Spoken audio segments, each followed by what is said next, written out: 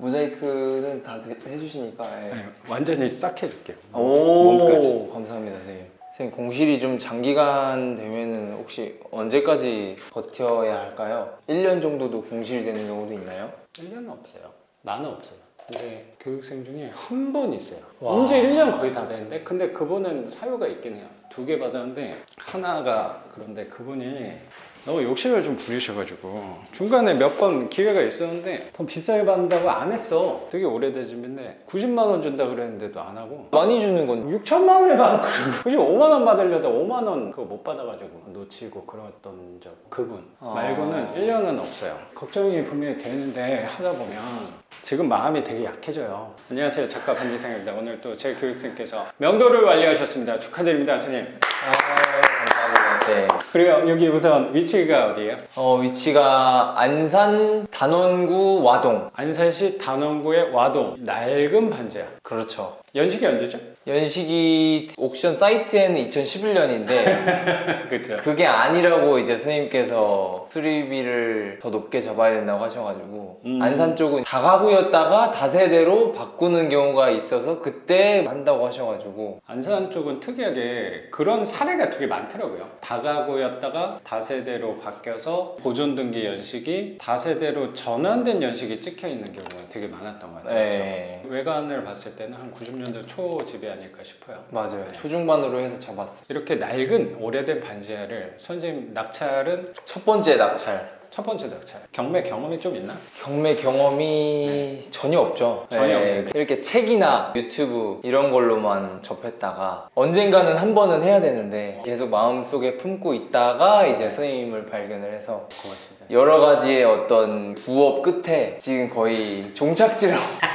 종착지라고 볼 수 있을 것 같아요. 여러 가지 시행착오가 좀 그렇죠. 그 네. 투자에 돈 버는데 돈 버는 데 이렇게 있어서 관심이 되게 많으셨다. 엄청 많았죠. 고민이 굉장히 많으셨다. 네, 생각이 좀 고민도 드는데 엄청 많았고. 그렇게 좋은 회사를 또 다니고 있는데 왜 그렇게 또 고민했을까라는 생각도 조금 들어서 그 부분은 또 이따가 알겠습니다. 제가 한번 구체적으로 한번 여쭤보겠습니다. 구체적으로. 제가 항상 선생님도 잘 아시겠지만 저는 돈에 관련된 얘기를 굉장히 좋아하긴 하거든요. 근데 돈을 얘기하다 보면 결국에 그 사람의 삶이 나온다는 생각도 조금 들어요. 그래서 선생님 삶과 돈에 대해서 그리고 그렇죠. 이 투자에 대해서 아까 종착지라고 말씀하셨는데 이 종착지를 또 이 낡은 반지하를 선택하게 된 이유도 이따가 한번 여쭤보고 이게 선생님이 1번 물건이고 이거 낙찰받고 한 달, 2달? 그 정도 있다 받은 거 거의 딱 한 달 만에 또 하나 받았어요. 네. 내 욕심은 이렇게 허름한 집 말고 그 집에서 그거 되게 재밌는 집이잖아요. 그렇죠. 예, 엄청 놀라웠던 입찰 과정이 있었기 때문에. 예. 입찰도 그렇고 집도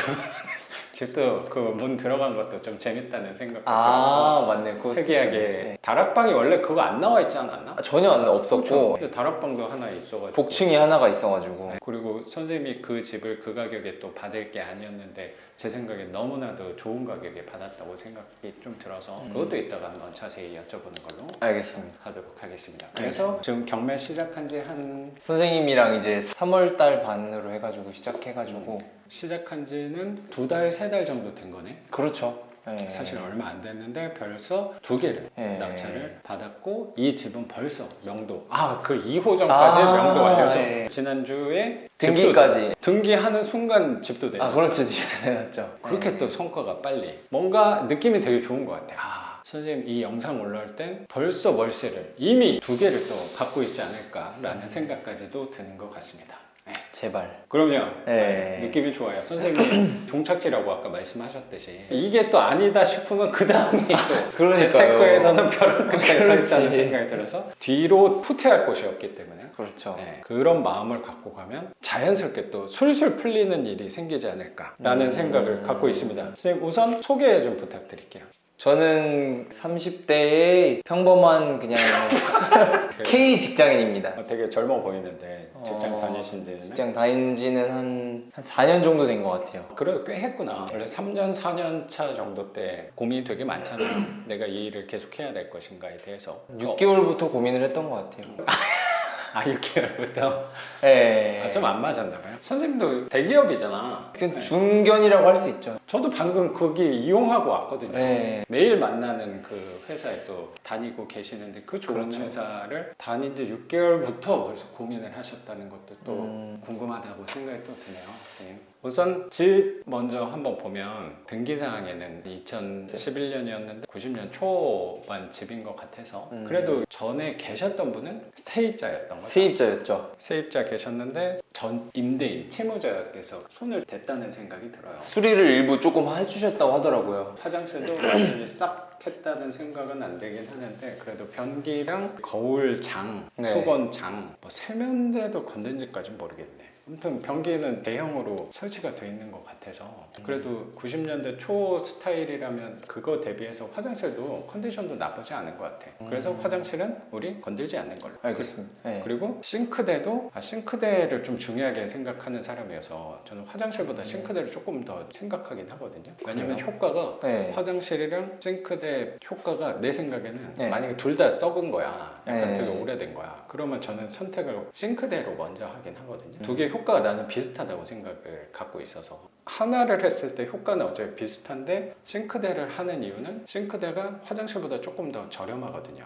그래서 저는 보통 싱크대를 먼저 하는 것 같긴 한데 선생님하고 얘기 나눠서 포지션을 잡았던 게 고급 반지하로 만들기보다는 약간 B급 정도, 그렇죠. B- 정도로 B- 정도. 선생님 대학교 네. 성적처럼 그렇죠. 예. 성적이 좋은 편이었네. 간당간당했죠. 과도 힘들어가지고 아, 삶이 힘들었죠. 네.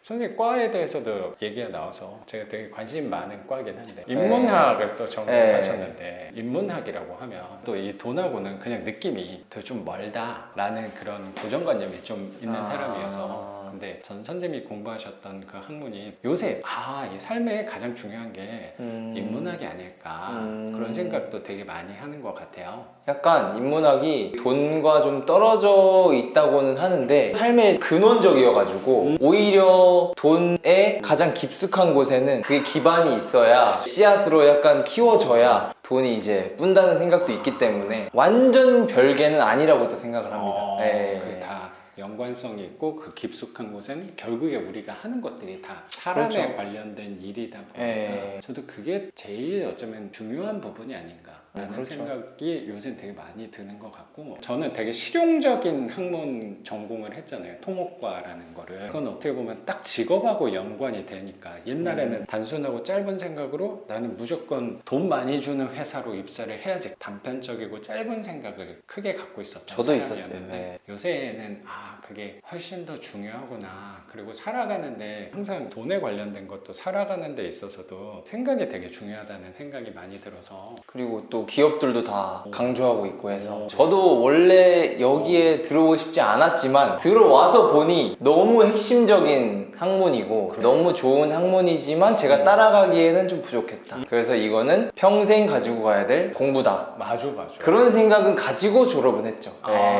훌륭하네요. 네. 계속 인문학에 대해서 공부하고 꾸준히 해야죠. 30대 K 직장인과 지금 얘기를 나누고 있어요. 그래서 우리 싱크대는 B-급으로 우리 접근을 하는 거니까 바꾸지 않는 걸로. 혹시라도 공실이 혹시 길어졌다라는 생각이 들 때 스테인리스 상판과 PT 상판이 섞여 있는 부분이니까 저게 상판 종류 중에 중간급이에요. 제가 내구성이 제일 좋긴 한데 임대할 때는 싸고 내구성이 좋으니까 저걸 되게 많이 써. 근데 고급스러움이 약간 떨어지거든요. 그래서 약간 힘을 주고 싶을 땐 나중에 한 상판 정도 그러면 제 생각에 한 50만 원 돈이면 바꿀 수 있을 거라고 생각하거든요. 그때 가서 한번 생각을 해보고 지금은 청소만. 가스레인지는 큰 돈이 아니니까 옵션으로 놔줘도 될 것 같고 뭐 미리 사놓는다기보다 나중에 세입자 들어왔을 때 그 정도는 이 사람이 뭐 월세를 예를 들어 깎아달라고 한다거나 내가 이자를 좀 많이 내서 월세는 좀 깎아주기 어려운데 대신 이 옵션으로 5만 원 정도 투자해서 저기 중고 가전제품에서 하나 해다 주는 것도 괜찮다는 생각도 드는 것 같아요. 알겠습니다. 그리고 수전 거기에 누수가 조금 있었다 전 세입자께서. 맞아요. 그 얘기를 해가지고 거기에 물이 줄줄 샌다고 하더라고요. 그거는 하나를 이제 교체하는 걸로. 수도꼭지도 우리 물이 어떻게 새나 한번 확인해 보려고 저희 수도함을 한번 열어봤는데 저는 당연히 저거 틀면 나올 줄 알았는데 저것도 단수된 거는 제가 처음 봐가지고 이거는 수도과에 한번 확인. 논의를 해볼게요. 세입자께서 철저하게 요금 납부까지 했다는 게 또 느껴지네요. 명도하실 때 요금 정산까지 잘 하고 가셨구나라는 생각이 드네. 맞아요. 명도하는 날에 그거까지 다 체크를 했어요. 전기, 수도, 공용 여기 뭐 청소비 이런 거 다 하셨냐고 물어보니까 그거는 자기가 알아서 하겠다 이렇게 해가지고. 명도하시면서 중간에 난관이 있었지만 마지막에는 이렇게 깔끔하게 잘 난관이 처리가 있었죠. 됐네. 역시 부동산 운이 있는 사람이구나. 주식과 코인에는 운이 없었지만 부동산에는 그렇죠. 운이 있구나. 저는 그게 최고라고 그렇게 갖고 있거든요. 있었으면 좋겠어요. 그럼요. 선생님 표정에서 느껴지는 것 같습니다. 그래서 수도꼭지는 사실 뭐 얼마 안 하는 거니까 그거는 선생님이 가를 생각하지 말고 사람 써서 나는 했으면 좋겠다는 생각이 들어요. 그리고 여기 샤시 있는 벽 쪽이 전체적으로 이렇게 곰팡이가 전체적으로 있어서 이건 아마 건물하고 땅하고 만나는 모서리 사이에서 들어온 물이라는 생각이 좀 드는데 선생님하고 또 얘기하면서 느꼈던 게 딱 요 집만 방수 페인트 우레탄 방수를 맞아요. 그런 거를 봤을 때 방수를 한 순서를 생각해 보면 혹시 여기 계셨던 세입자분이 얼마나 거주하셨대요? 5년 정도 거주하셨던 것 같아요. 그럼 예. 꽤 거주하셨으니까 사시다가 저기에서 누수가 비 올 때 아마 저랬을 것 같은데 비 올 때 물이 조금 들어오는 게 생기니까 그것 때문에 곰팡이가 생겼을 것 같고 저거를 보완한 건 아닐까. 그리고 나서는 그 이후에 젖은 것 때문에 곰팡이가 더 피었는지 아니면 계속 이쪽에서 방수를 해놨는데도 물이 들어와서 또 곰팡이가 심해진 건지 그건 우리가 알 수 없잖아요. 그렇죠. 그래서 예. 저는 방수 시점이 언젠지 정확히 모르니까 그리고 저거 하고 나서 또 화자가 생긴지는 우리가 알 수 없잖아요. 그 부분은 밀어놓고 해도 되지 않을까 싶어요. 이거를 선생님 아까 곰팡이 제거하는 것도 얘기를 하셨는데 이 부분은 아마 도배하실 때 당연히 좀 철거를 하고 나서 도배를 할 거니까 곰팡이 제거제 뿌린 다음에 하루 말려놓고 그 다음에 도배를 하면 이상적이긴 한데 아마 도배하시는 분들이 그렇게는 잘 하루하루가 인건비니까 그 시간을 이틀 작업용으로 할 것 같진 않긴 하거든요. 그럼 사람 써서 하면 도배비가 또 2배가 되니까 좀 아까우니까 네. 혹시라도 지금 오늘 온 김에 이쪽에 뭐 곰팡이 제거제나 아니면 락스 같은 거라도 뿌려놓고 가고 좀 말려놓고 그 다음에 사람을 써도 좋을 것 같고 그리고 올해 한번 지나보고 세입자 받고 이렇게 집 갖고 있다가 여기 또 문제가 생긴다 그러면 여기에 단열재 대고 시공하는 거는 그때 가서 한번 생각해도 저는 좋을 것 같긴 하거든요. 알겠습니다. 미리 조치를 한다기보다 일단 기본만 해놓고 벌어지는 일에 대해서는 그때 대응하는 것도 좋지 않을까. 저라면 그렇게 할 것 같아요. 저는 곰팡이 제거제도 사실 뿌려놓지는 않을 것 같긴 해요. 귀찮아서. 도배 사장님 띄워가지고 조금 말려놓고 네. 도배할 건데 이것도 어쩌면 우려해서 내가 조치를 하는 거잖아요. 만약에 곰팡이 좀 올라왔다. 그때 곰팡이 제거제 내가 다음 주에 한번 다 시공하고 나서 왔을 때 좀 올라왔다. 그럼 곰팡이 제거제 좀 뿌려놓으면 되지 않을까? 그리고 생각보다 여기 벽 전체가 아니라 일부만 그래가지고 생각해보면 퍼지고 있지는 않다라는 생각도 좀 들기도 해요. 맞아요. 그리고 네. 여기 딱 장판을 걷었을 때 여기가 젖어 있는 네. 면도 없었잖아요. 맞아요. 맞아요. 그렇다면은 옛날에 이렇게 올라왔던 게 지금 또 퍼지는 건 아닐까라는 생각도 조금 들어요. 그래서 저는 기본만 하는 걸로 가면 좋을 것 같아요. 제가 웬만하면 천장은 잘 안 하자고 하긴 하는데 천장도 하는 게 낫겠다. 여기는 좀 시커멓고 그러니까. 네. 그냥 하는 김에 뭐 한 10만 원 차이밖에 안 날 거니까 그냥 전체로 다 하면 되겠어요. 도배는. 그리고 장판도 하고 선생님이 고민했던 게 스위치를 이거 고쳐야 되나? 스위치가 근데 이게 한번 바꾼 거네. 그리고 스위치가 이렇게 또 망가진 것도 아니라서 누래가지고 저는 그런 거였는데 작동은 되게 잘 되거든요 또. 저런 걸 왜 고민하나 싶어요. 고민하지 말고 그냥 두는 걸로. 나는 둘 것 같아요. 연통 정도? 맞아. 베란다 발코니 쪽에 선생님이 좀 고민했던 부분이 음식을 하다 보면은 거기 위에 올라가는 그 후드장이 이제 외부로 연결이 돼야 되는데 주방 바로 옆에 있는 베란다 쪽에 연결이 되다 보니까 외부로 나가는 게 아니라 다시 내부로 들어와가지고 이게 요리를 할 수가 없는 지경이다 이렇게 얘기를 하셔가지고. 전에 계셨던 세입자께서는 네. 그 상태로 사셨던 거네? 5년 동안이나? 네, 네, 그냥 그 상태로 사셨다고 하시더라고요. 그러면 애로사항이 꽤 많았을 것 같기도 한데 제 생각에 큰 돈이 아닐 것 같거든요. 근데 또 내 집도 아닌데 내가 돈 써서 하기는 아깝다는 생각도 들 것 같긴 해요. 그래서 선생님이 생각한 거는 연통을 연장을 해가지고 연장해서 이제 외부로 빼는 걸로. 그 은박지 같은 자바라로 네. 연결해서 그 유리창 구멍 하나 더 뚫어서 하는 거는 그 인테리어 사장님한테 부탁을 하면 어렵지 않은 일이라고 생각이 좀 들어요. 감사합니다, 선생님. 저도 감사합니다. 아까도 얘기했지만 오면서 좀 걱정을 많이 하긴 했는데 생각보다 컨디션이 너무 좋은 것 같고 냄새도 안 나네요. 이렇게 있으니까 좀 저는- 쾌쾌한 냄새가 많이 나거든. 이것보다 더 많이 나는 하나도 안 나는데? 선생님은 조금 그런가? 약간 나는 것 같기도 하고. 저 곰팡이 냄새가 조금 올라와서 그럴 것 같고 이건 음. 심한 거는 나는 아닌 것 같긴 한데 그리고 저기 계단 밑에 집수정도 집수정. 예. 있다고 해서 아마 습한 게 조금 덜 한 것 같다는 생각도 좀 드네요. 그래도 돈을 써놓은 흔적들이 많은 좋은 반지를 잘 받았다고 생각이 좀 들어요. 그리고 돈도 약간 적당히 좀 써놨다는 생각도 들고 문짝은 이런 거 페인트한 것 같고 저기 화장실 문은 교체를 한 것 같고 손잡이도 바꿨고 콘센트도 바꿨고 싱크대도 뭐 비싼 건 아니지만 청소가 안 돼 있어서 지저분한 것 뿐이죠. 어쨌든 네. 바꾼 거고 신발장까지 새로 했고 저 문짝도 바꾸고 했으니까 오. 한 400만 원 정도는 들였어요. 제 많이 생각에. 들었네요. 그럼요. 외전 사람이. 아마 페인트도 내 생각에 한 것 같아. 이거 뭐 직접 채무자께서 이거 뭐 했겠어. 사람 써서 이거 하면서 같이 했겠지. 그럼 한 400만 원 정도는 세이브했다. 감사합니다. 제가 감사합니다. 좋은 집 잘 받아주셨다는 생각이. 도어락도 해야 되네요, 선생님. 고급진 긴 도어락. 브랜드 말고. 그렇죠. 도어락도 교육생분들이 가끔 문의를 많이 하는데 좋은 도어락은 브랜드 있는 잘 망가지지 않는 그런 도어락도 사실 되게 좋을 거라고 생각하는데 어쨌든 네. 우리는 항상 가성비를 생각하다 보니까 세입자가 집을 딱 보러 와서 처음 만나는 게 도어락이잖아요. 맞아요. 그러다 보니까 네. 도어락이 맞아, 일단 맞아. 비싼 거, 뭐 당연히 비싼 게 좋을 건데 항상 큰 게 좋다고 생각하거든요. 맞아요. 요새는 다 큰 게 돼 네. 있어가지고. 싸면서 큰 거 제가 하나 소개를 시켜드릴 테니까 감사합니다. 저 자주 쓰는 거 엄청 큰 거 있거든요. 근데 약간 진짜 집 같은 거 보러 갔을 때 도어락이 크면 올수리 된 느낌이 들어요. 그렇죠. 이 집은 관리가 됐구나. 큰 도어락이 돼 있으면 관리가 돼 있고 수리가 돼 있다. 그리고 뭔가 내가 보호를 받고 있다. 그런 느낌까지도 나는 준다고 생각해서 뭐 문제가 없으면 보통 안 바꾸시는 분들도 많은데 저는 웬만하면 좀 바꿔요. 왜냐면 크지 않은 돈을 들여서 큰 효과를 낼 수 있는 게 별거 아니라고 생각해도 저는 도어락이라고 생각했던 것 같아서 그거면은 아마 설치까지 해서 아마 10만 원 초반이면 할 수 있을 거예요. 그러니까 막 이걸로 저거 작동되는데 고민해야 되냐 마냐 10만 원짜리로 뭐 10만 원이 큰 돈일 수도 있지만 그렇게 막 삶을 좌우하는 돈은 아니니까 그 정도는 투자할 수 있잖아요.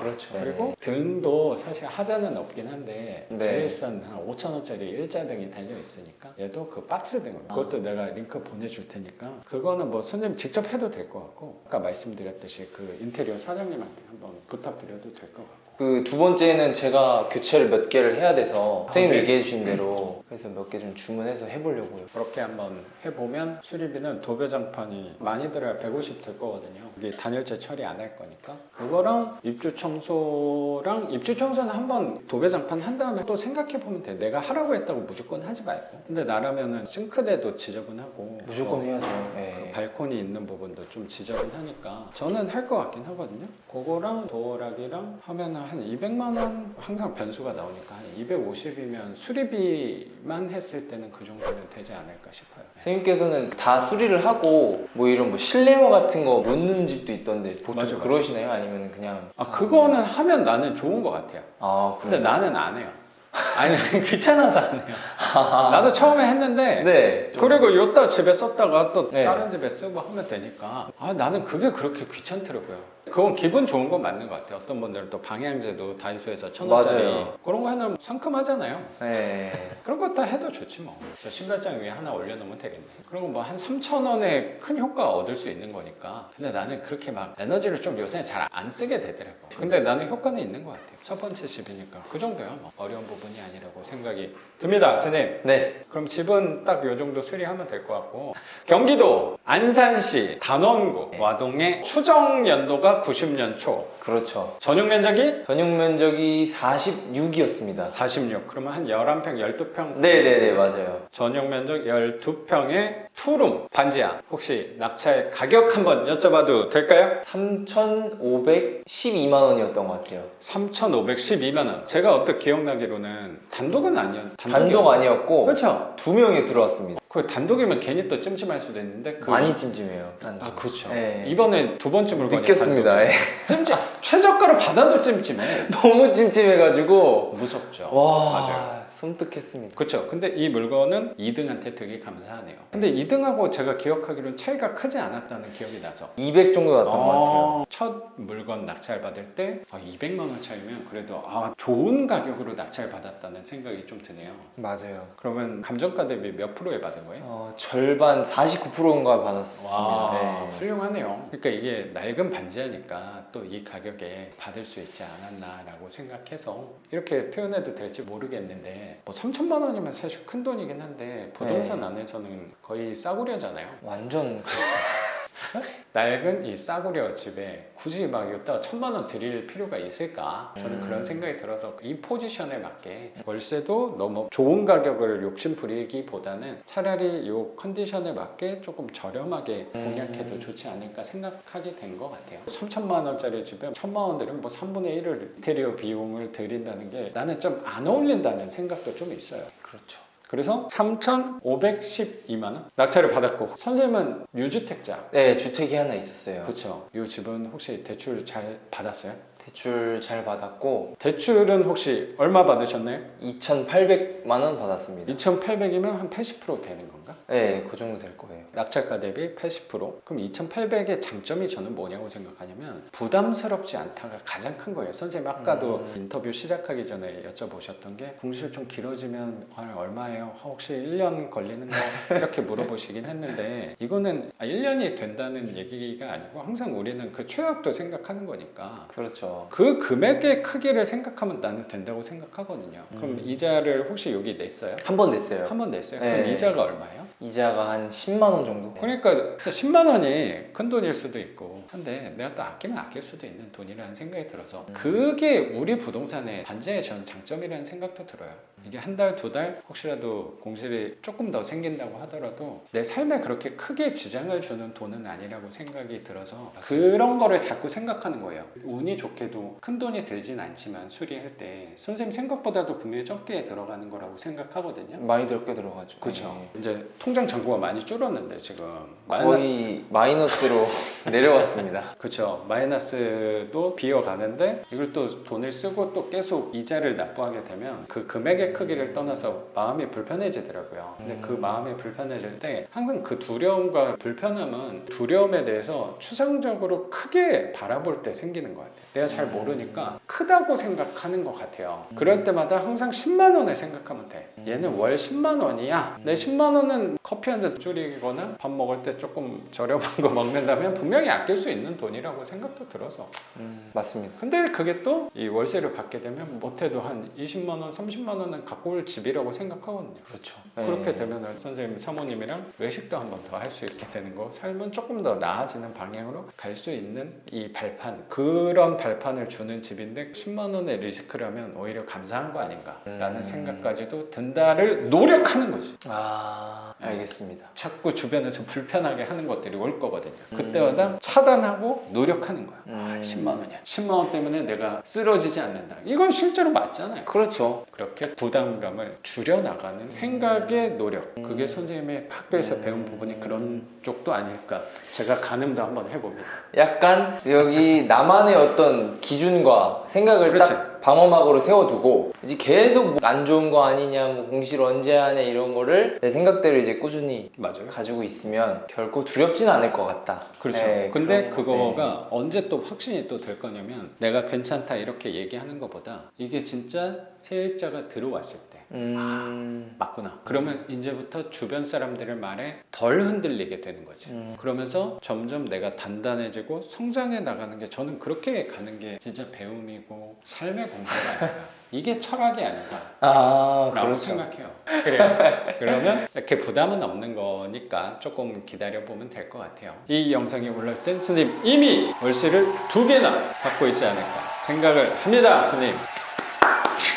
그러면 이 집 명도에 관해서 좀 여쭤볼게요. 네. 여기는 원래 아까 말씀하셨던 게 세입자분이 계셨던 거고 세입자분이 배당이 있었죠. 세입자분 배당이 있었고 대항력을 가지신 분이고 아, 맞네. 임차권 등기를 하신 분이었습니다. 근데 특이하게 또 거주하고 계셨었네. 네, 특이하게 또 거주를 하고 계셨어가지고 그게 금액이 얼마였어요? 금액이 3천만 원이었습니다. 3천에 월세 10만 원씩. 반전세였네. 네, 아, 10만 원도 있었구나. 네, 10만 원씩 있었어요. 그런 분하고 그 가격으로 네, 똑같이 계약해도 거의 무피에 10만 원 갖고 오는 걸로도 될 수 있겠다. 그렇죠. 어떻게 네. 보면 그분은 그럼 대항력이 있었다는 거는 돈을 손해 보는 분은 아니었다는 생각은 드네요. 맞아요. 전혀 손해보는 분이 아니었고 물건은 찾는 과정에서 임차권도 돼 있어가지고 이거보다는 그냥 경매 비용 감안해가지고 조금만 더 높였으면 될까 싶었는데 선생님께서 그래도 조금 불안한 부분이 있으니 좀 더 높여 쓰자 이렇게 조언을 해주셔가지고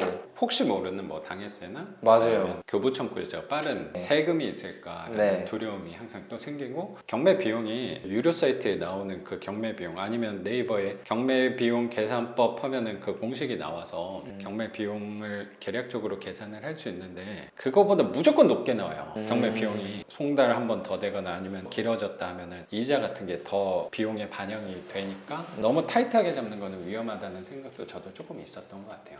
그때 좀 높게 써서 이게 된 거고 입찰하는 날에 이분께서 무릎 수술에 들어가셨어요. 여태까지 계속 이게 낙찰이 되면 본인이 빨리 나갈 거를 생각을 하고 미루다가 무릎이 너무 안 좋으셔가지고 그 당일날 이제 무릎 수술을 하러 가셨죠. 선생님 낙찰 받았다는 소식을 듣고 무릎이 안 좋아진 건 아니었나라는 생각도 드네요.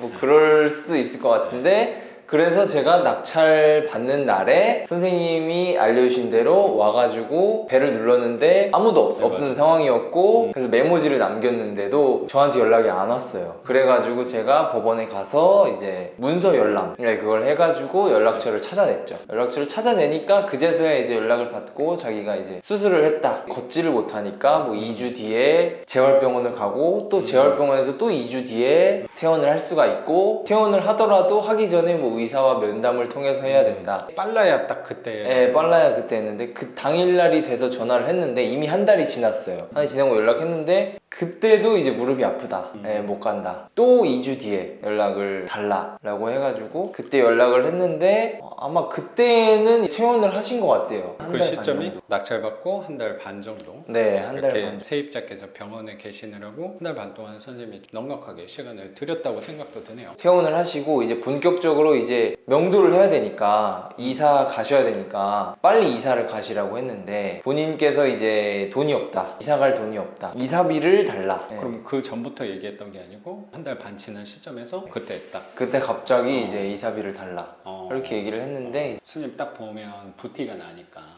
돈 많을 것 같다. 아니 당연히 배당을 받아가는데 어. 이사비까지 내가 줄 필요는 없을 것 같아가지고 이사비는 없다.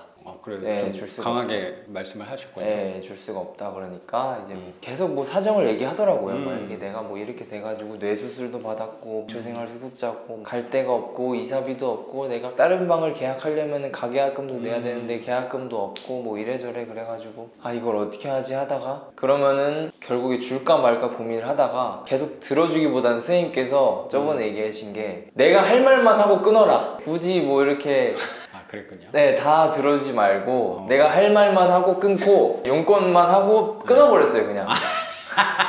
저 이사비 없습니다. 배당 받고 싶으면 뭐 알아서 하세요 이렇게 해가지고 강하게 좀 나가. 네, 강하게 얘기를 하니까 네. 그제서야 한 며칠 뒤에 전화가 오더라고.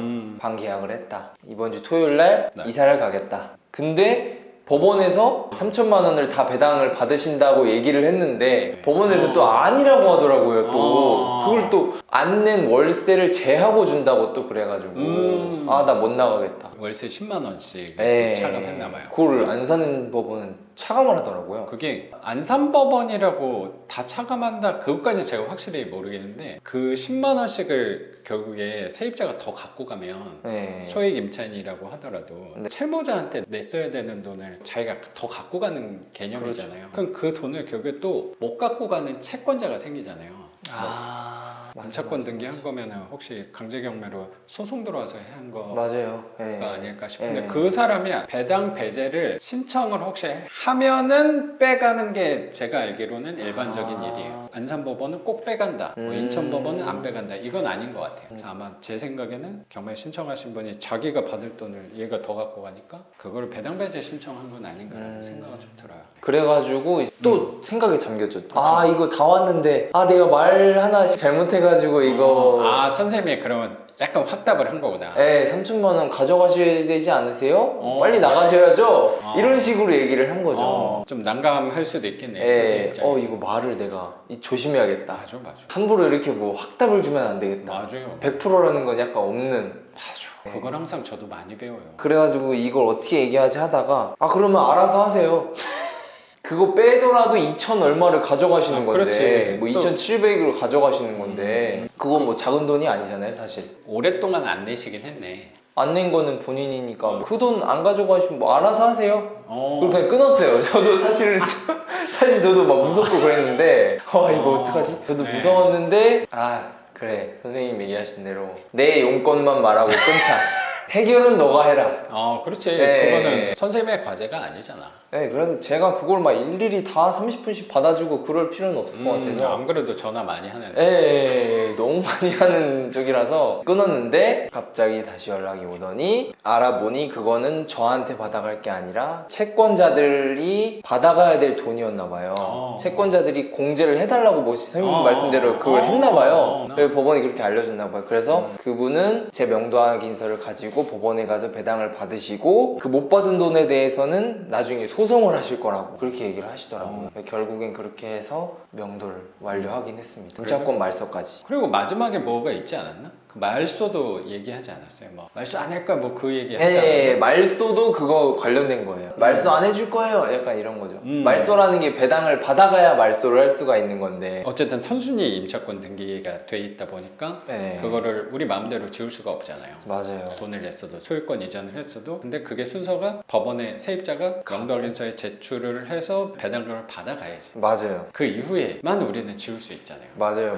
근데 그걸로 약간 압박을 한 거죠. 압박을 한 거죠. 나 집은 비워줬지만 너 내가 배당금 안 받아가. 그런 말소 너 못해. 이렇게 해서 약간 또 걱정하긴 했는데. 걱정을 해서 선생님한테 연락을 드리고 배당을 안 받아가도 말수가 할 수 있는 방법이 있냐고 법무사한테도 무료로 받지만 그런 방법은 없다. 안 된다고 하시더라고요. 우리 입장에서는 좀 무섭다. 많이 무서웠죠. 전 그걸 가지고 제 명도 확인서를 드렸는데 그걸 가지고 협박하실 줄은 몰랐어요. 돈을 안 받아가겠다고. 네. 사실 우리한테는 되게 끔찍한 일이거든. 나는 집도 비웠고 하는데 여기에다 세를 넣을 수가 없으니까. 그러니까요. 그래서 임차권 등기 때문에. 걱정을 했는데 그분도 이해관계가 사실 있으니까 또 2,700만 원 돈을 너 괴롭히려고 내가 안 받아 이것도 또 쉽지 않은 거라고 생각도 들어요. 맞아요. 그냥 소리만 내면 내가 바로 돈을 현금으로 맞아. 찾을 수가 있는데 그걸 가지고 굳이 법원까지 가서 그걸 안 낸다? 맞아. 그것도 걱정하긴 했지만 그 선생님 그때 연락 준 게 뭐 바로 받아가셨다는 느낌을 제가 받긴 했는데 이틀 정도 되는 것 그랬구나. 같아요. 받아가셨다는 소리를 듣고 마음이 좀 녹아내리진 않았나 라는 생각이 드네요. 많이 녹아내렸습니다. 그 배당을 받아가신 걸 세입자한테 연락하지 않았어요. 법원 담당자한테 먼저 연락을 했어가지고 그렇죠. 괜히 세입자한테 받아갔어요 안 받아갔어요 하면은 또 내가 약간 밑지고 갈 것 같아. 너 급하구나 세입자. 혹시 그렇게 생각할 수 있잖아요. 그래서 그럼 또 너 한 50만 원만 주면 내가 바로 받을게. 또 이런 얘기 우리의 두려움이거든요. 맞아요. 그게. 법원에 얘기를 하니까 이제 법원에서는 바로 받아가셨습니다. 그러니까 바로 편해졌네요. 후련해졌죠. 마음의 평화가 찾아왔습니다. 또 집을 딱 명도하고 들어와서도 이 집 컨디션을 보니까 더 편안해지지 않았나 라는 생각까지 드는 것 같습니다. 선생님. 네. 그렇게 명도도 잘 완료한 거고 그러면 이제 선생님에 관해서 좀 여쭤볼게요. 네. 선생님은 좋은 학교 나와서 좋은 회사를 다니고 계시는데 아까 말씀하셨던 게 회사 들어가고 나서 6개월째부터 이렇게 막 돈에 관해서 재테크에 관해서 고민을 되게 많이 하셨다는 생각이 들어요. 많이 들었었죠. 그럼 출발을 언제부터 하면 될까요? 선생님이 이 돈에 관심을 선생님 인문학 전공하셨던 거랑은 돈이랑은 거리가 좀 있어 보이는데 혹시 그 인문학 공부하셨던 거는 관심이 좀 있어서 과에 들어간 거예요? 인문학 그쪽을 선택한 것도 저도 실용적인 학문 쪽으로 가려고 했어요. 경영, 뭐 그렇죠. 경제, 취업 잘 되는 쪽 그렇죠. 있잖아요. 그건 딱 돈이니까. 네, 그쪽을 생각하고 있었는데 원서를 접수를 하다 보니 우연히 그 인문과를 넣게 됐는데 덜컥 합격을 해버린 거예요. 다른 네. 실용 학문에 대해서 다 떨어지고. 네, 거기면 돼버린 거예요. 어쩔 수 없이 입학을 하게 됐죠. 무슨 과인지도 몰라요. 네, 뭘 배우는지도 모르고. 학교 이름만 보고 갔구만. 네. 보통 그렇죠. 보통 많이 저 때는 다 그랬었고 공부하면서 그러면 약간 이거 내가 왜 배우나 뭐 이런 생각, 그게 또 어렸으니까 난 그런 생각도 좀 하는 친구들도 많이 있을 것 같다는 생각도 드는데 그런 그쪽에 생각 있는 많았죠. 분들은 복수 전공 이렇게 또 많이 하지 않나? 복수전공도 많이 하는데 복수전공도 그 인문학 학과에 학점이 돼야 일정 수준이 넘어가야 선택을 할 수 있는데 저는 그 학과의 일정 수준을 넘지도 못해가지고 복수전공은 따로 못했고 인문학과 들어갔을 때도 좀 생각은 있었어요. 어떻게 살아야 되는지에 대한. 학생 때부터? 네, 학생 때부터 좀 있었어요. 왜 살지? 그난 되게 중요한 질문이라고 네. 생각하거든요. 왜 사는지, 의미가 도대체 뭐가 있는지, 삶이란 무엇인가? 에 대해서. 죽는 거, 죽음 관련돼서 그거 되게 중요해요. 그런 거에 대해서 관심이 굉장히 많았어요. 의외로 들어가자마자 그런 그럼 거 잘 관련해서 맞았네. 네, 그런 생각하는 부분에 대해서는 맞았어요. 그런 거에 대해서 되게 탐구를 많이 했었고 그쪽만 탐구하게 되면 밥벌이가 안 되니까 취직을 이제 선택하게 됐고 대학교 때부터 뭐 재무설계 이런 데에는 관심이 많았어요. 재무설계 하시는 분한테 직접 연락도 해보고 제가 이쪽으로 가도 되겠냐, 이쪽 방향이 맞냐 라고 했는데 재무설계 하시는 분이 회사 이쪽 방향으로 가도 되냐? 아니요, 재무설계 쪽으로 가도 되냐, 일을 해도 되냐. 근데 그 재무설계 하시는 분이 이쪽은 너무 벽이 낮다고 했어요. 진입장벽이 누구나 다 할 수 있다, 밥벌이가 그렇게 잘 안 될 수도 있으니 차라리 일반 회사에 들어가서 월급 높은 회사에 들어가는 게 너의 목표가 되고 그 이후에 재무설계를 해봐라 이렇게 얘기를 해주셔가지고 거기서 경험을 한 다음에 네. 업으로 오는 것도 도움이 되겠다. 네, 도움이 될 것 같다라고 하셔가지고 이제 취직을 목표로 학교를 다녔죠. 그래서 이 회사에 들어오게 된 거고 회사에 들어와서는 월급 네. 높은 좋은 안정적이고 그런 회사라고 생각하고 네, 맞아요. 저도 처음에는 만족하고 그 다니기도 했는데 미래가 보인 듯한 느낌이 들었어요. 40대? 뭐 10년 후. 길면 뭐 한 40대 후반? 뭐 이때? 승진이 그렇게 잘 될 것 같지 않다라는 그런 기분? 보여지는 게 좀 있어가지고 그런 거는 없어요? 선생님 회사 계시는 분들은 자기 프랜차이즈를 하나 내가지고 하는 사람은 없어요? 뭐 있긴 한데 네. 저는 그게 싫었어요. 그런 쪽도 좀 있어요? 있긴 하는데 그런 쪽은 저는 좀 별로 마음에 안 들었어가지고 다른 길을 좀 찾아보자. 이쪽에 아예 발을 빼는 방법으로 생각을 한 거네. 미래가 좀 보이니까. 그래서 시작한 게 이제 많이들 시작하죠. 주식으로 시작을 하죠. 주식, 미국 그게 주식도 한 3년 보고. 전쯤부터 시작된 거라고 생각합니다. 그때면은 그 코로나 시기 좀 전이나 딱 그쯤 한 그쯤 됐을 거예요. 그때 주식을 시작했다는 거는 괜찮았을 것 같은 생각이 좀 드네요. 그래도 분위기는 좀 탔던 것 같아요. 강세장이기도 했고 좀 탔는데 근데 그때 좀 생각해보면 너도 나도 할 거 없이 다 주식을 했던 것 같다는 생각이 좀 들어요. 맞아요.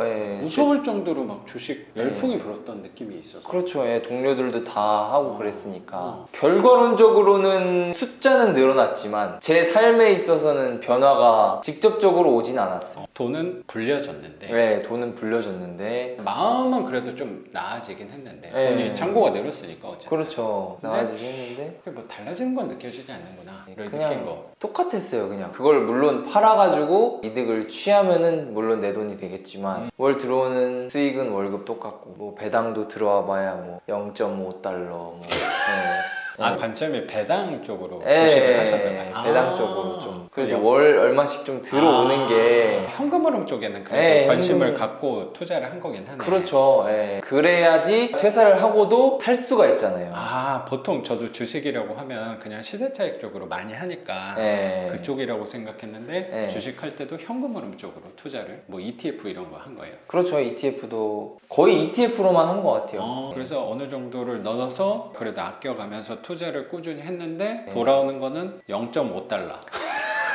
그것도 매달이 아니라 분기에 한 번씩. 맛이 안 나네. 이거 맛이, 커피 하나 예. 사 먹으면 날라가니까. 예. 그래도 한 10달러 어. 들어올 때도 있긴 해요. 어. 10달러면 근데 그렇죠. 10,000원이에요.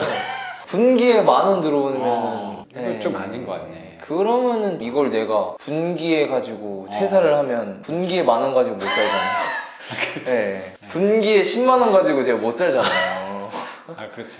뭘 그래도 들어오는 금액이 어느 정도 있어야 그렇죠. 되는데 그것도 뭐 33,000원씩 쪼개갖고 살 것도 아니고. 그런 것도 아니고 그러면 이걸 단순히 생각했을 때 분기에 10만 원이라고 하면 지금 가진 돈의 10배, 100만 원이 들어오는 건데 100만 원도 부족하죠. 그렇죠. 근데 네. 10배 투자하는 게 또 시간이 걸리는 부분도 그렇죠. 분명히 있었을 거고. 예, 레버리지도 안 되니까 내 돈을 순수하게 다 넣어야 되는 거예요. 어. 그러니까 금액이 불어나는 것도 한계가 있죠. 배당주라고 하더라도 편차가 조금 있을 거긴 예. 하니까 불안한 감정도 또 있을 것 같다는 생각이 들어요. 주식 대출도 하면 안 된다고 그러고 순수 순수 내 돈으로 하면은 이게 차 올라가는 금액이 그렇죠. 안 되겠다. 희망이 없네. 예, 희망이 없다.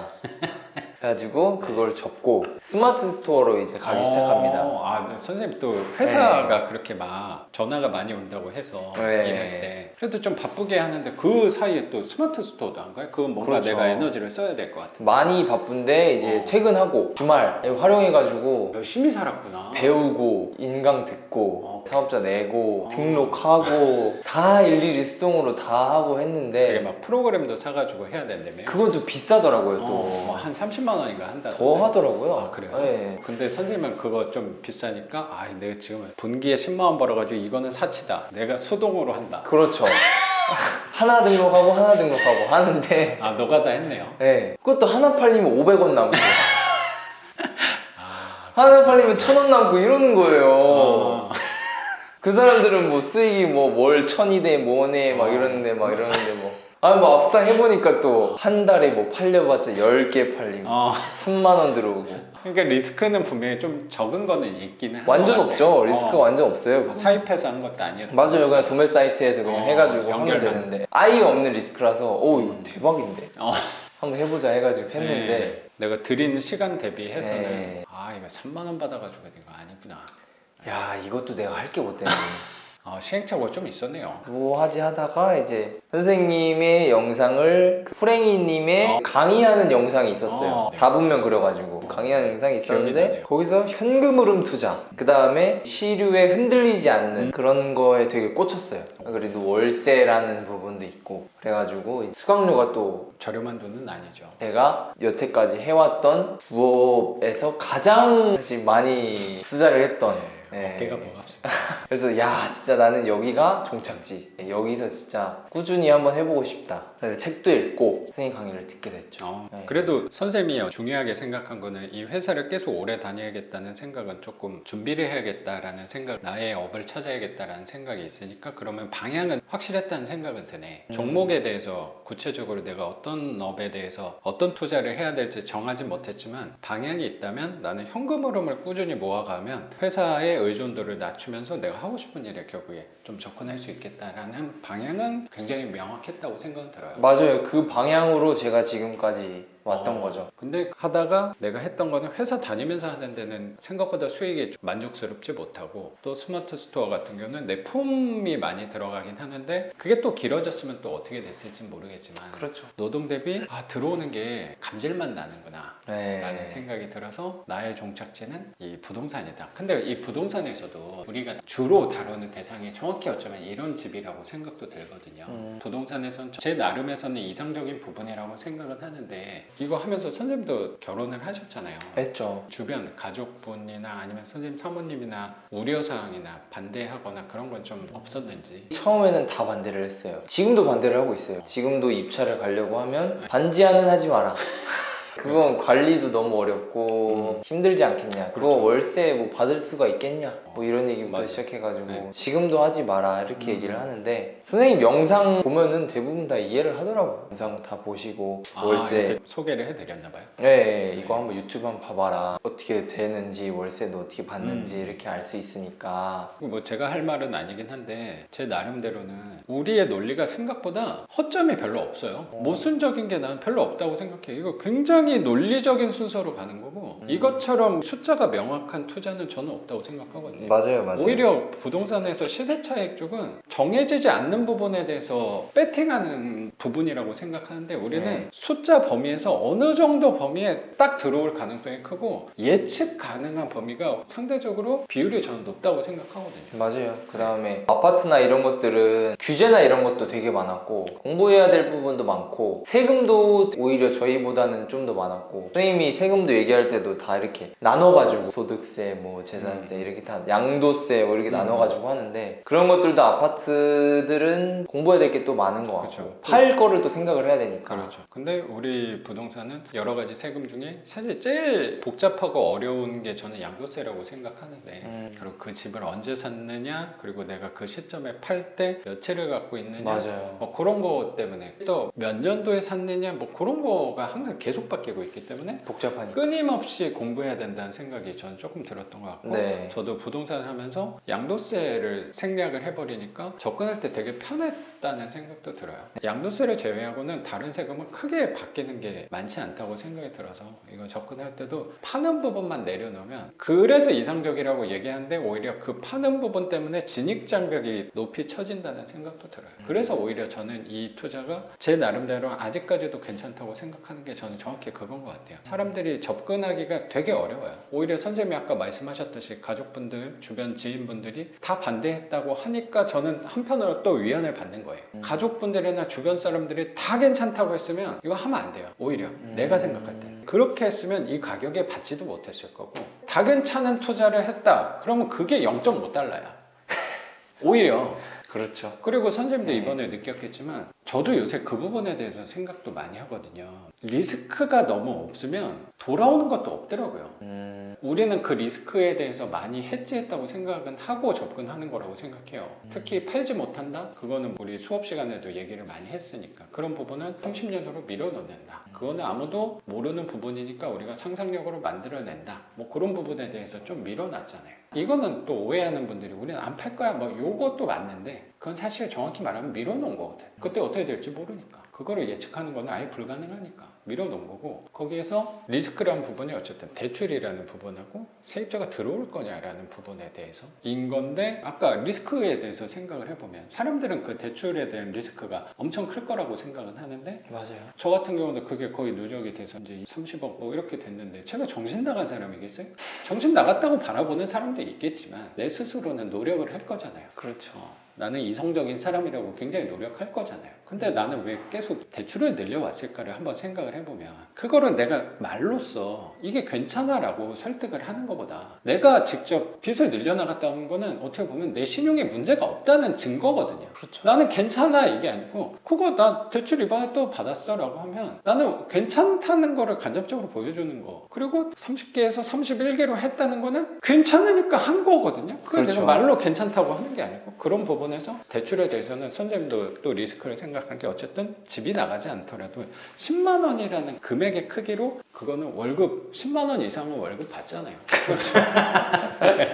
그러니까 나름의 리스크 관리가 돼 있는 부분이라고 저는 또 생각하거든요. 이걸 분명히 또 확보하다 보면 우리가 생각하는 그 장벽이라는 팔지 못한다? 나는 인문학에서 가장 중요한 게 뭐라고 생각하냐면 인간이 갖고 있는 가장 강력한 무기가 뭐냐고 생각하냐면 나는 상상력이라고 생각해요. 그렇게 얘기하는 거는 너무 창의성이 없는 얘기들이야. 어떻게 보면. 나는 그거 덕분에 또 이만큼 왔다는 생각도 굉장히 크게 있거든요. 사람들이 너무 많이 관심 갖는 거는 오히려 나는 되게 피했던 것 같아요. 어디가 좋은 지역이니까 투자를 해라 라고 했을 때 그 말이 틀렸다기보다 내가 갖고 있는 돈으로 사실 할 수가 없었고 그거를 맞아. 믿고 내가 했다가 혹시라도 그 계획대로 진행되지 않거나 취소가 되거나 아니면 지체가 됐을 때 그거를 누구한테 책임을 물을 건데 라고 해서 오히려 그런 분들의 말을 조금 더 멀리 했다는 생각도 조금 들어요. 저도 이 투자를 했던 이유 중에 하나가 얘기했던 좋은 지역의 아파트 뭐 입지가 중요하다 그렇죠. 뭐가 중요하다 하는 데는 투자금이 많이 들어가요. 맞아요. 5천, 1억 뭐 이렇게 들어가는데 그렇죠. 그러면 그 투자를 미뤄야 되는 거잖아요. 나중으로 매달 열심히 모아서 밀어서 한 방에 빵 터트려가지고 그거를 계속 키워나가는 건데 저는 뭔가 지금 바로 하고 싶었어요. 지금 맞아요. 바로 내가 가진 수중에서 할 수 있는, 그래서 이걸 통해서 현금 흐름이 들어올 수 있는 그런 투자가 어떤 게 있을까를 계속 고민을 했던 거죠. 그게 나는 제일 중요한 부분이라고 생각해요. 나도 그렇게 접근을 분명히 했거든요. 내가 갖고 있는 돈으로 나도 그때 뭐 투자를 시작하면서 회사가 위태로운 상황이었으니까 그때를 내가 또 기다릴 수조차 없었던 것 같고, 어쨌든 월급이 나왔다 안 나왔다 하는 회사에서 뭔가 모아서 계획을 짜서 내가 1년 후, 3년 후, 5년 후를 계획한다는 건 말이 안 됐거든요. 회사가 쓰러질 수도 있는데 그걸 계획한다고? 그럼 내가 지금 갖고 있는 것들을 갖고 할 수 있는 거를 생각할 수밖에 없던 것 같아요. 그게 가장 중요한 게 뭐 돈이었던 것 같고, 돈 맞아요. 내가 이만큼 갖고 있는 걸로 마이너스 통장 2천만 원, 3천만 원으로 할 수 있는 거는 나는 이거밖에 없었던 것 같아요. 지금 이 돈을 갖고 할 수 있는 거, 그것도 되게 중요했고, 이걸 갖고 1년 뒤, 5년 뒤, 10년 뒤가 나아지는 거를 나는 할 수가 없었어요. 나는 이걸 해서 샀다고 바로 좋아지는 건 아니지만 네. 그래도 가까운 미래가 달라지잖아요. 네. 어쨌든 여기 세입자가, 선생님 생각하는 세입자가 들어왔다 그러면은 못해도 한 20만 원 30만 원 갖고 갈 거란 말이야. 나는 그 부분이 되게 큰 거 같아. 내가 20만 원 30만 원 순수익이 더 들어온다고 해도 뭔가 삶이 획기적으로 바뀌진 않겠죠, 당연히. 그렇죠. 20만 원 30만 원 갖고 또 회사를 퇴사할 수는 없겠지. 근데 나아지더라고. 20만 원 30만 원만큼 좋아지더라고. 마음의 여유가 조금 더 생기더라고. 생각이 더 커지게 할 수 있더라고. 시야가 더 멀리 바라볼 수 있게 되더라고. 나는 그게 가장 큰 장점이었던 것 같아요, 이 투자에. 그래서 그게 누적돼서 어느 순간 저도 회사를 그만둘 수 있었던 거라고 생각도 되게 들어요. 저도 그래서 이거를 꾸준히 오랫동안 하고 싶어요. 예, 하려고 생각도 하고 있고, 꾸준히 해서 이 회사를 저도 그만둘 수 있도록. 나는 선생님이 말씀한 거에서 제일 중요한 게 뭐냐고 생각하냐면 그 꾸준히라고 생각하거든요. 그러니까 아까 반농담으로 선생님이 했던 ETF나 스마트 스토어를 우리가 약간 제가 별로다라는 식으로 혹시 비춰졌을지 모르겠지만, 그 사업, 그 투자를 했을 때도 나는 지속을 계속 했다면 지금 또 다를 수도 있다고 생각도 들거든요. 그렇죠. 근데 그 ETF라는 거는 그냥 제가 생각할 땐 희망이 너무 안 보이는 거야. 그 0.5달러로는 뭐 10달러로는 이게 의미가 별로 없다는, 달콤하지가 않아 너무. 맞아요. 네. 그래서 그거는 사실 오래 하기가 쉽진 않았을 것 같아요. 한 달에 막 1,000만 원, 2,000만 원 버는 사람이 조금 다를지도 모르겠지만, 그러니까 그런 거는 리스크가 좀 작은데, 큰 돈을 버는 사람들은 그게 또 잘 맞을 수도 있어. 뭐 사업을 해서 뭐 한 달에 1억을 번다. 뭐 그런 사람은 뭐 0.1%만 받아도 뭐 1,000만 원인 건데 뭐. 그런 사람이라면 어쩜 맞을 수도 있는데, 우리 같은 이 월급쟁이들한테 약간 나는 그게 잘 맞을까 생각이 전 조금 있었던 것 같고, 뭐 스마트 스토어도 선생님이 노가다로 해가지고 했지만 약간의 한계를 본 거잖아. 그게 어쩌면 스마트 스토어의 치명적인, 저는 사실 해보진 않았습니다. 근데 뭐 주변에서 들은 이렇게 스마트 스토어 하시는 분들이 많아서. 근데 생각을 해보면 스마트 스토어는 진입 장벽이 너무 낮아요. 다 할 수 있죠. 그렇죠? 네. 그러니까 이걸 잘 생각해 보라는 거야, 선생님. 진입 장벽이 낮다는 거는 어떻게 보면 거기에 또 함정에 빠질 수 있는 게, 뭔가 경쟁자도 많고 오래 지속하기가 힘든 부분이 생기더라고. 근데 그거를 갖고 선생님 큰 투자에 2번의 경험을 갖고 요걸 한번 바라보면 얘는 진입 장벽이 굉장히 높아요. 많이 높죠. 그렇죠? 너무 편향적인 생각일 수 있는데 그것만 봐도 이게 괜찮을 수밖에 없어요. 섣불리 하기가, 결정까지 하기가, 그게 어렵죠. 그리고 법원 가기까지도, 그 입찰표 쓰고 그걸 내는 것까지도 이게 엄청나게 번거로운 일들이. 그렇죠. 그래서 요건 아무나 못해. 어떻게 보면 제 영상에 나오시는 분들, 선생님도 영상을 좀 보셨으니까 보면 되게 막 사람들이 엄청 많이 하네. 그렇지 않아요. 제 교육생분들 낙찰 되게 많이 받는 것 같지만 또 그렇지도 않아요. 교육생분들, 저도 또 수업을 계속 하고 있으니까 오면은 제일 많이 물어보는 게 그거야, 교육생분들. 선생님 이제 교육생들 너무 많아져서 이제 우리가 들어갈 거 없는 거 아니야? 저 교육 때도 그런 생각. 그런 생각했는데 선생님 이 물건을 왜 2명이 들어왔겠어? 그러니까요. 그렇잖아. 못해요. 네. 저한테 찾아오시는 분들은 선생님도 되게 고민 많이 하고 생각 많이 하고 어려운 발걸음, 그 금액에 있어도 사실 작은 돈이 아니라 그것도 쉽진 않았겠지만 네. 오신 분들에서도 또 거기서 불편한 부딪힘이 있는 것 같아요. 이 발걸음이 쉽지 않아요. 진짜 어려워요. 그럼요. 네. 근데 어떤 선생님의 그 시행착오 끝에 어렵게 첫 발을 내딘 게 이 물건이잖아요. 네. 근데 이제부터는 장점이 다음 물건은 점점 쉬워져요. 분명히 2번째 물건은 낙찰받았을 때 마음이 굉장히 불편하게 했겠지만 그때 막 떨려가지고 선생님한테 막 카톡하고. 뭔 얘기 하려고 그랬냐면, 선생님이 2번째 받은 물건을 네. 너무 잘 받았잖아요. 아, 내 생각에 너무 잘 받았어요. 선생님이 용인 그 처인구 맞나? 아니에요. 처인구 아, 아니고. 처인구가 심지어 아니야? 아니에요. 예. 기흥이? 기흥구. 기흥은 예. 접근을 우리가 못 하는데요. 원래 물건도 잘 안 나오고. 그래가지고- 아, 진짜야. 네. 내가 위로하려고 하는 게 아니야. 교육생분 중에 용인의 기흥구는 없어요. 아 그래요? 기흥구가 왜 없냐면 네. 거기는 사실 조금 아파트 단지가 훨씬 많잖아요. 엄청 많아요. 아파트 단지가. 네. 예. 그리고 선생님 받은 것도 아파트 바로 단지 앞에 있죠. 옆에잖아요. 예. 교육생분이 그 아파트 단지 선생님 낙찰받은 옆에 사시는 분도 아세요. 아, 그래서 내가 그래요? 거기 알아요. 기흥구는 좋은 동네여서 우리한테는 조금 접근하기 어려운 동네예요. 싸게 나오기가 쉽지 않은 동네. 그리고 내가 왜 선생님 물건을 잘 아냐면 그 물건이 선생님이 갑자기 물어봤어. 제가 갑자기 물어봤어요? 그렇죠? 맞아요. 갑자기 물어봤어. 원래는 인천 거 가려다가 그래, 그거를 입찰하려는 게 아니었고 선생님은 네. 원래 인천 뭐 거기 가려고 연차를 내놨다며. 맞아요. 냈는데 그게 변경이 된 거예요. 그렇죠. 하루 전날에 이미 연차 다 냈는데 연차는 취소할 수도 없고 그렇잖아. 와 이거 부랴부랴 그래가지고 다른 물건 뭐 어떤 거 가야 되나 했는데 이게 있는데 조회수가 이미 뭐 800건 그렇죠. 난리가 난 거예요. 이미 사람도 엄청 많이 봐가지고 아 이거 불장이다. 그거는 알고 있었구나, 선생님. 예, 이미 조회수가 많은 건 알고 있었죠. 예. 그게 용인 기흥구의 새 집이었잖아. 거의 세집 2017년 감정가가 1억 6천이었죠. 1억 6천에 유찰이 두 번 돼서 한 8천대로. 네, 8천대로 받았죠. 그거를 왜 내가 아냐면 수업하고 있으면 교육생분들이 물어보잖아요. 질문을 많이 하잖아요. 네. 그 물건 질문 되게 많이 받았어요. 근데 또 한 분이 그 얘기를 하는 거야. 근데 내가 질문 받은 거에 대해서 아, 요 분이 입찰한다 이런 얘기는 당연히 안 하죠. 안 하죠. 예. 그거는 내가 뭐 기준만 드리는 거니까. 네. 월세 어느 정도로 계산하세요라고만 드리는 거니까. 근데 나는 약간 중간자 입장이니까 느낌이 오잖아. 아, 이게 진짜 치열하겠구나. 네. 근데 마지막 중에 선생님이 얘기해서 내가 어느 정도 계산하시라 얘기했던 것 맞아요. 같은데. 네. 그리고 한 분이 그 물건 얘기하면서 선생님 요거 어떤 되게 대형 유튜버에 네. 소개가 됐대요. 맞아요. 네, 그 얘기 해주셨어요. 아, 네. 했구나. 네. 그래서 유명한 분이 또 여기 소개했으면 이건 끝난 거예요. 안 가는 게 나아.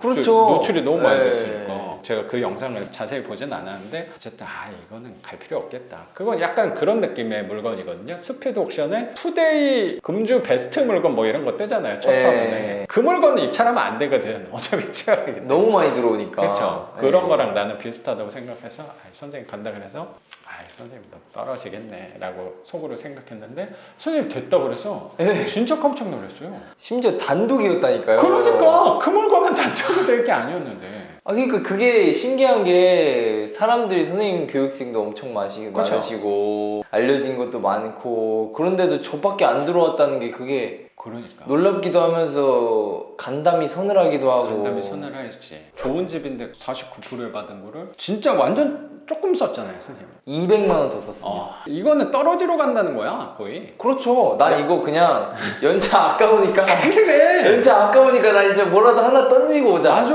그냥 가서 아씨 모르겠다 그냥 나 이거 그냥 조금만 더 써서 최저가로 그냥 되면 되고 말려면 그냥 보증금만 받아서 오자. 왔는데 웬걸 입찰자 수 1명입니다. 그러니까 그렇게 깨끗한 집이 그렇게 낙찰받을 게 당연히 아니었을 거라고 생각하고 그러니까 나는 이거 하면서 그런 생각이 되게 크게 드는 거야. 뭔가 막 노력을 사실 한 집이 아니잖아 2호점은 선생님이. 그렇죠 전혀 그냥 그리고- 당일날 그리고 찾아가. 나도 이렇게 과거 사례를 봤을 때 내가 저 집 막 조사도 많이 하고 막 힘을 막 빡줘가지고 쓰고 했을 때는 잘 안 되더라고. 근데 내가 연차를 딱 내놨으니까 요거 입찰해야지 했는데 맨날 아깝잖아요. 내가 최저가 쓰면 맨날 떨어지니까 너무 그냥 요거 아깝죠. 쓰는데 요건 조금 힘을 주는데 요 물건 같이 나온 게 좋은 게 있어. 근데 이거는 어차피 치열해. 근데 하루 가가지고 하나만 물건 입찰하면 아까우니까 두세 개 넣자. 그거 최저가로 그냥 넣자 했는데 요게 안 되고 항상 이게 되더라고. 그러니까요. 그러면서 항상 생각이 듭니다. 아, 이게 다 주인이 있구나. 정해진 사람이 있구나. 그렇다면 내가 막 너무 힘주지 말고 삶에 대해서 그러면서 뭐 스트레스 받는 것보다 그냥 좀 편안하게 평정심을 유지하면서 가는 것도 좋겠구나라고 나는 삶의 방향을 생각하게 되는 것 같아요. 그리고 이 집을 아침에 조사하러 갔을 때 사람이 안 사는 것 같은 거예요. 그냥 비밀번호랑 쳐봤어요. 그것도 나 너무 웃겼어. 제가 그때 왜 그랬는지 모르겠는데 어. 저도 그러면 안 될 것 같았는데 시래기도 없고 전기 빠져 있고 뭐야 이거 사람 없겠네? 0000 쳐봤어요. 안 돼요. 1, 2, 3, 4 쳐봤는데 디리리 뭐 열리는 거예요. 그러고 사진 다 찍고 선생님한테 보내드렸잖아요. 네. 선생님 이거 사람 없다고. 집 네, 컨디션도 명도도 되고. 완료 다 이미 다. 낙찰받은 날 명도 완료된 네. 거냐. 또 운이 너무나도 좋게도 도면에 나오지 않았던 비밀 공간이 네, 있어서. 복층까지. 복층에 화장실까지 있으니까. 그러니까 와, 진짜 그 집은 그냥 주워 먹은 거야.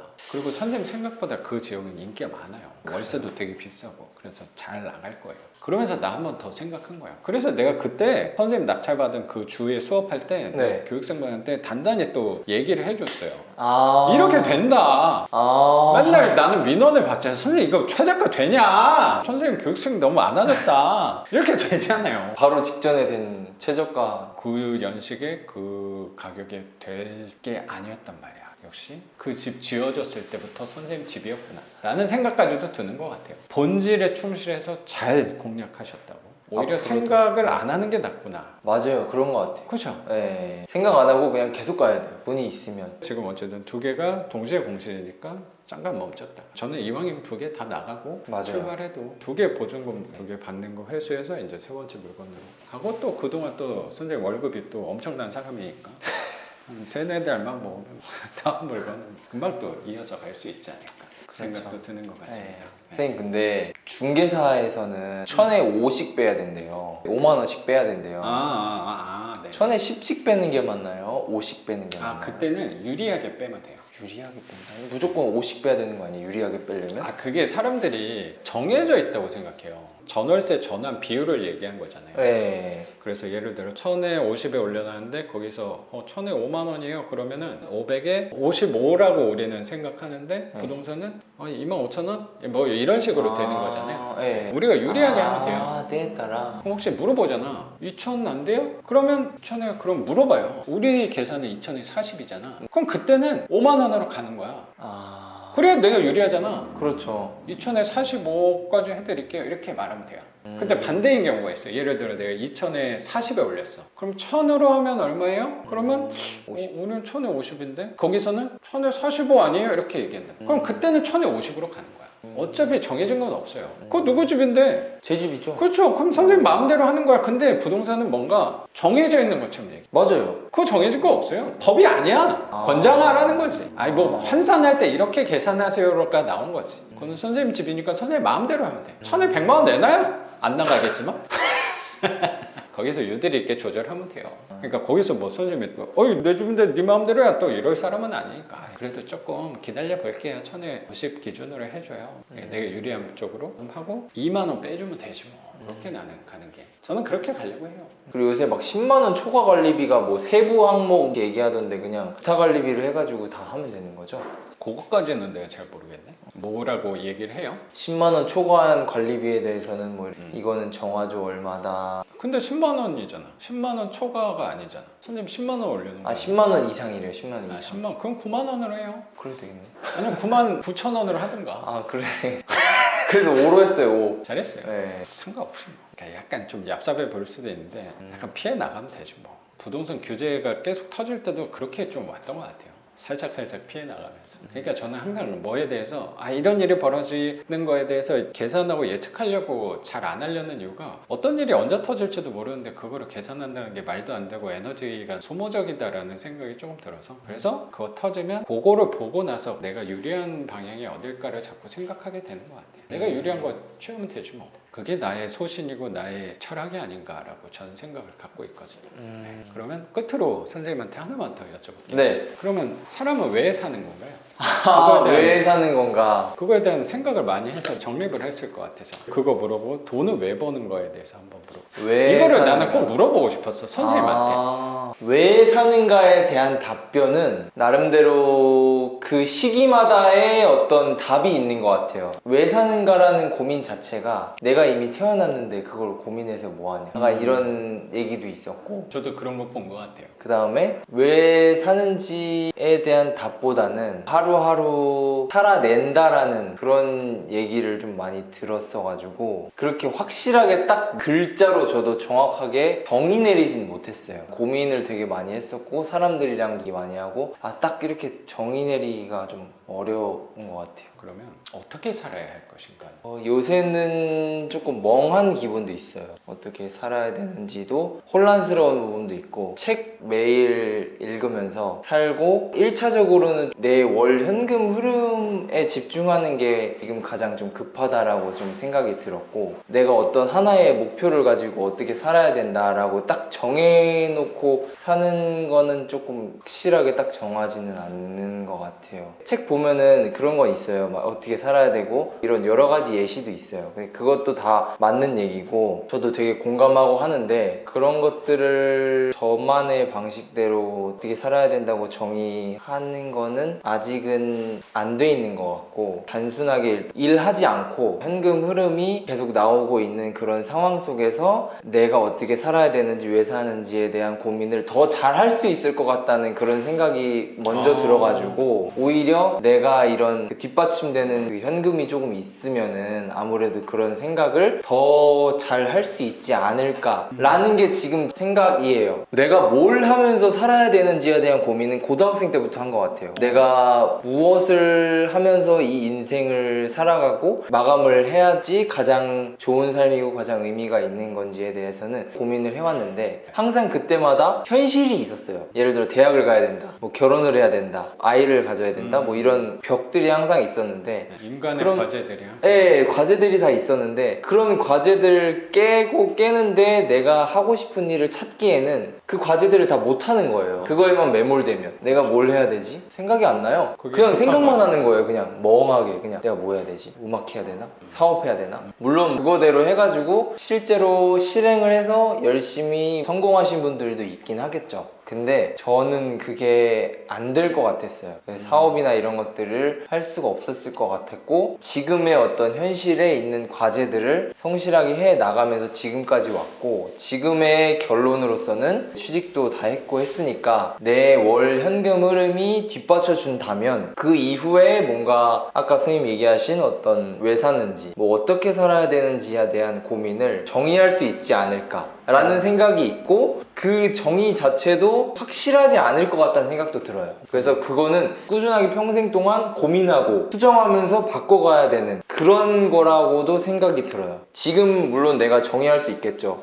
왜 살아야 됩니까? 이겁니다. 정의할 수 있어요. 근데 그게 과연 내가 지금 40대가 됐고 50대가 됐고 그걸 유지할 수 있는가? 그게 똑같이 적용이 될 것인가? 그리고 그때 당시 그 이후에 가서도 그 생각이 들어맞을 것인가는 일부 맞을 수는 있겠죠. 근데 그때에 맞는 의미들은 다 그때의 상황에 맞는 게 있을 것 같아요. 그래서 지금 물론 정의할 수도 있지만 꾸준히 알아가면서 그 때에 맞는 거를 적고 정리하고 생각하고 주변 사람들한테 말해보고 그런 과정들이 저는 계속 있어야지 좋은 것 같아요. 네, 그게 맞다고 봐요. 네, 지금 제가 물론 딱 정의는 못하겠지만 그 1차적인 목표가 돈인 거죠. 현금 흐름인 거죠. 현금 흐름이 있으면은 퇴사를 할 수도 있는 거고 아니면은 이 회사에 더 잘 있을 수도 있는 거고 아니면은 제 개인 사업을 할 수도 있는 거고 그거에 맞는 또 삶이 펼쳐질 거고 그거에 맞는 의미들이 또 생겨지겠죠. 네, 이유들이 생겨지고 그런 생각이 들어요. 그게 어떤 답보다 정확한 저는 답변이 아닐까 싶어요.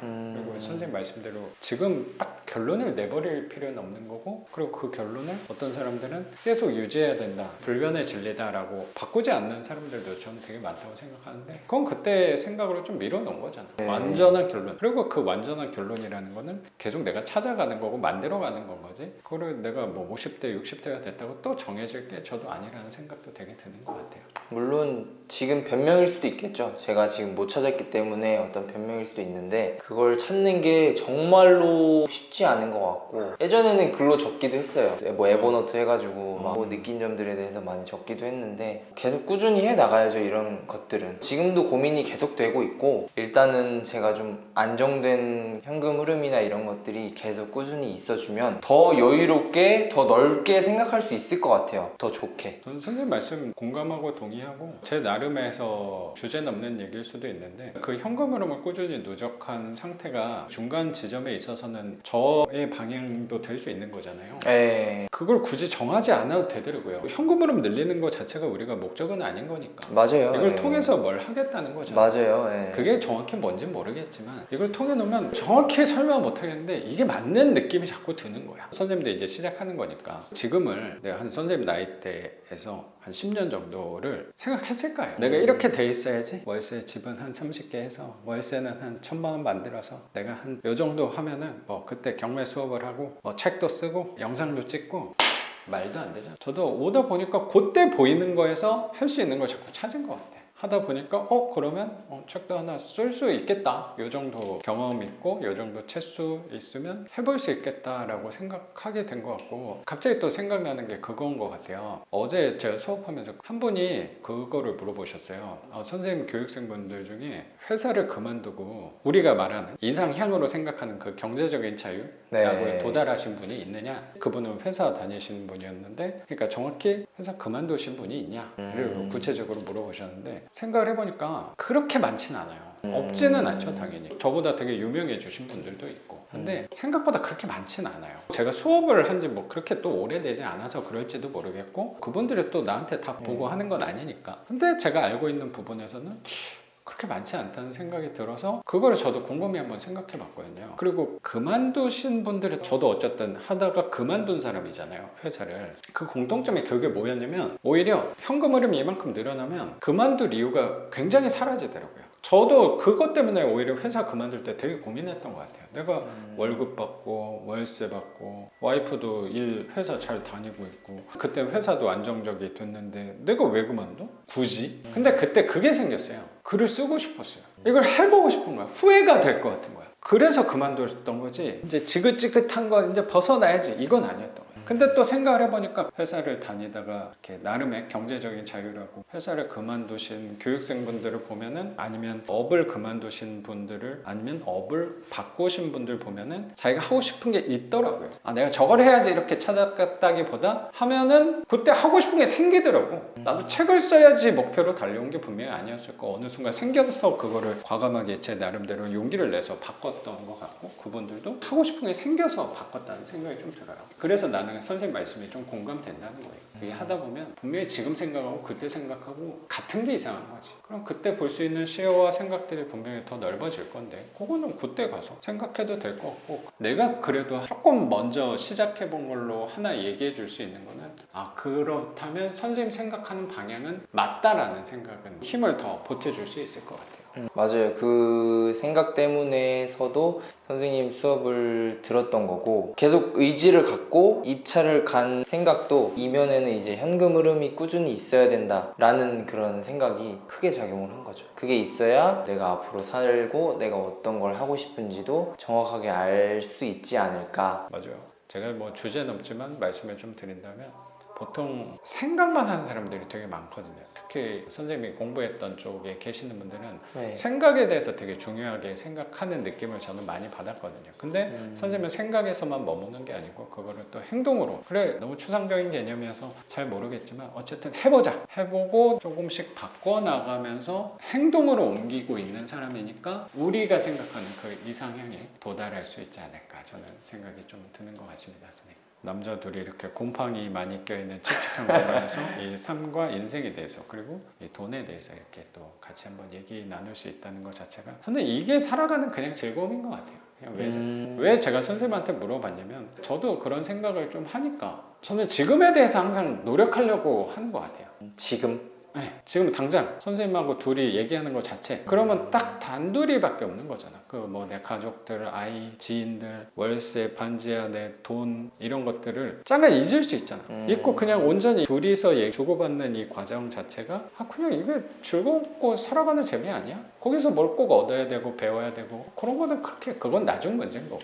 그렇다면 인생이 살아갈 법하지 않나? 라는 생각이 자꾸 드는 것 같아요. 재미있었다, 즐거웠다, 그래도 뭔가 기억에 남았다 라고 한다면 내가 잘하고 있는 거 아닌가 라는 저는 생각을 가지려고 항상 노력을 많이 하는 것 같아요. 뭔가 저는 삶을 좀 마감할 때 이 회사 생활을 위주로 했던 그런 삶보다는 다른 일을 좀 해보고 싶은 생각이 더 많은 것 같아요. 그래서 더 부업에 더 집중을 했던 것 같기도 해요. 회사 들어가서 6개월 있다가 바로 퇴사하고 퇴사하고 싶은 생각 강하게 들었던 것도, 야 과연 이 일을 내가 20년 30년 동안 하고, 물론 의미 있게 할 수도 있겠죠. 회사를 통해서 보람을 찾고 의미를 찾고, 와 진짜 내가 보람차다, 나 너무 즐겁다, 나 너무 재밌다 라고 생각하는 사람도 있을 수 있는데, 저는 그 생각이 안 들어서, 야 나는 이 일 말고 좀 다른 일을 좀 해보고 싶다. 다른 일을 하기에는 좀 리스크가 있기 때문에 다른 일, 부업을 좀 찾아보자 하다가 오게 된 거죠. 근데 생각해보면 내가 하고 싶었던 일이 지금이긴 해요.